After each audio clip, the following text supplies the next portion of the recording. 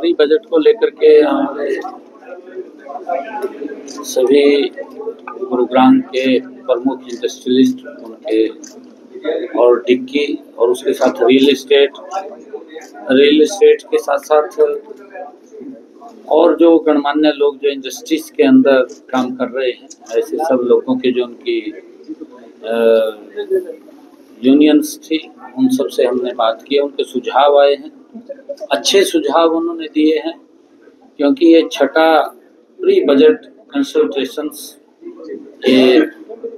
अलग अलग क्षेत्र के अंदर हमारा रहता है और इसके अंदर हमने आज ये इंडस्ट्रियल्स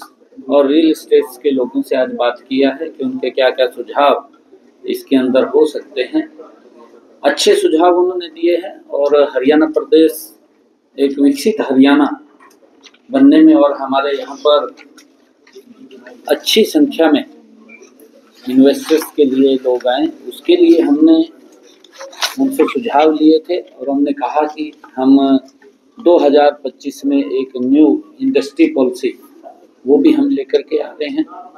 ताकि और ज़्यादा इन्वेस्टर्स हरियाणा के अंदर आ सकें। और हमने अपने संकल्प पत्र में भी कहा है कि हम 10 जिलों के अंदर IMT हम बनाने वाले हैं, उसको लेकर के भी बजट के अंदर हमने सुझाव लिए हैं और लोगों के सुझाव जो हमारे पास आए हैं उनको हम इस बजट के अंदर शामिल करते हुए ताकि प्रदेश को उसका लाभ मिले और लोगों का जो सुझाव आए हैं उनको भी उसका लाभ मिले, उसको हम करने वाले हैं। सर, प्रधानमंत्री नरेंद्र मोदी ने देश के किसानों को तोहफा दिया है, हरियाणा के किसानों को। हाँ, कल नव वर्ष के ऊपर देश के यशस्वी प्रधानमंत्री नरेंद्र मोदी जी ने, क्योंकि आज तक इस प्रकार की, क्योंकि मैं ये मानता हूँ एक्चुअल में कांग्रेस पार्टी ने किसानों के साथ धोखा किया है, कांग्रेस पार्टी ने किसानों का शोषण किया है और हम ये मानते हैं कि कांग्रेस के समय के अंदर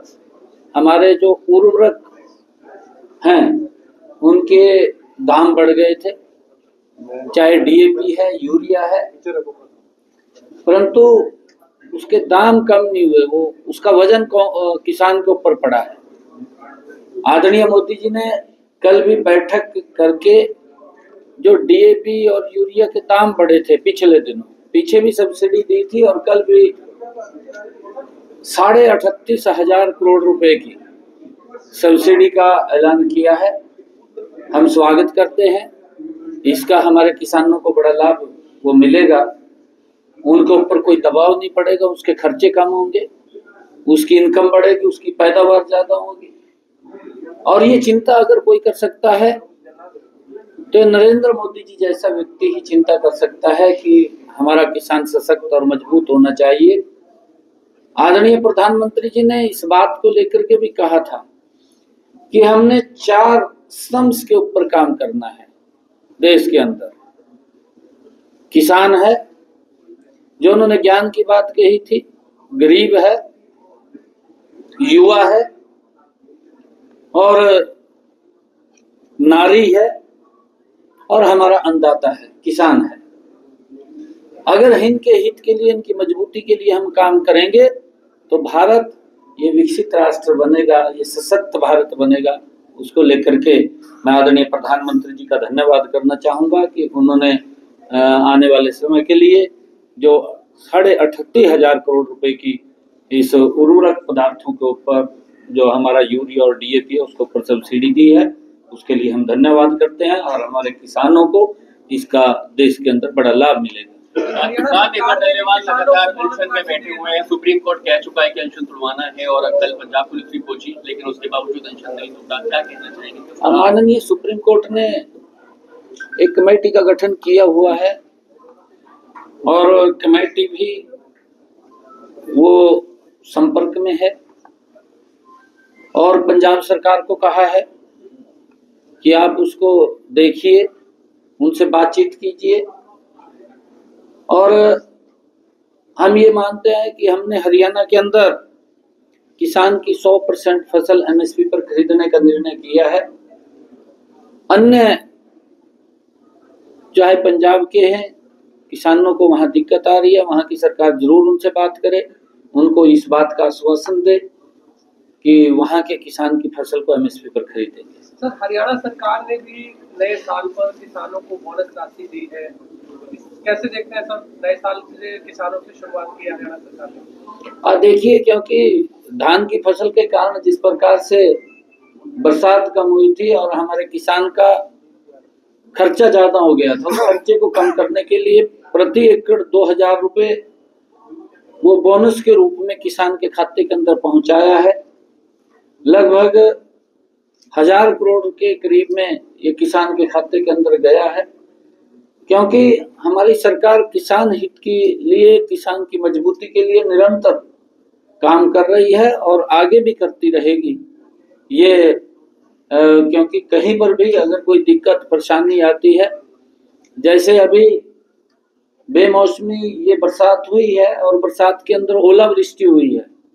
ओलावृष्टि के कारण कुछ हमारी फसलों को नुकसान हुआ है। हमने पोर्टल को उसको खोला है ताकि लोग जो उनका खराबा हुआ है, क्षतिपूर्ति पोर्टल को हमने खोला है, उसके ऊपर रजिस्ट्रेशन कर सकें और उसको खराबे का मुआवजा पिछले दिनों भी सरकार ने लगातार पिछले 10 वर्षों के अंदर अगर हम बात करें 13,500 करोड़ रुपया किसान के खाते के अंदर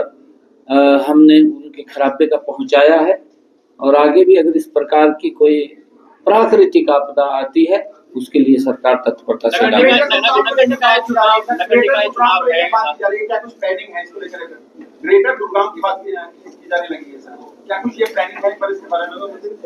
ग्रेटर हाँ, देखिए, हमारा गुरुग्राम गति से आगे बढ़ रहा है और इसके अंदर इंफ्रास्ट्रक्चर को लेकर के जो भी यहाँ पर सुविधाओं की बात है उसको सरकार तत्परता से कर रही है। मेट्रो का भी मैंने पिछले दिनों यहाँ पर बैठक लिया था कि यहाँ इंटरनल जो मेट्रो उसकी हमने पूरी तैयारी कर ली है। लगभग 1 मई को हम यहाँ उसका भूमि पूजन वो करेंगे ताकि यहाँ के लोगों को जो ट्रैफिक का जाम है उससे सुविधा मिल सके। और एक हमारे यहाँ पर पिछले दिनों जो 700 बेडेड सिविल हॉस्पिटल बनाने का बात थी उसकी तरफ भी हम गति से बढ़ रहे हैं, क्योंकि गुरुग्राम मेडिकल हब है और यहाँ पर लोग काफी संख्या के अंदर उनको स्वास्थ्य सुविधाएं यहाँ पर मिले और अच्छी सुविधाएं मिले, उसको लेकर के हम तत्परता से काम कर रहे हैं। जल्दी ही यहाँ पर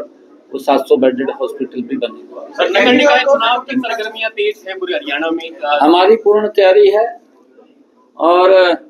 वार्डबंदी कुछ हो गई है, कुछ रह गई है, जल्दी ही पूर्ण हो जाएगी और करके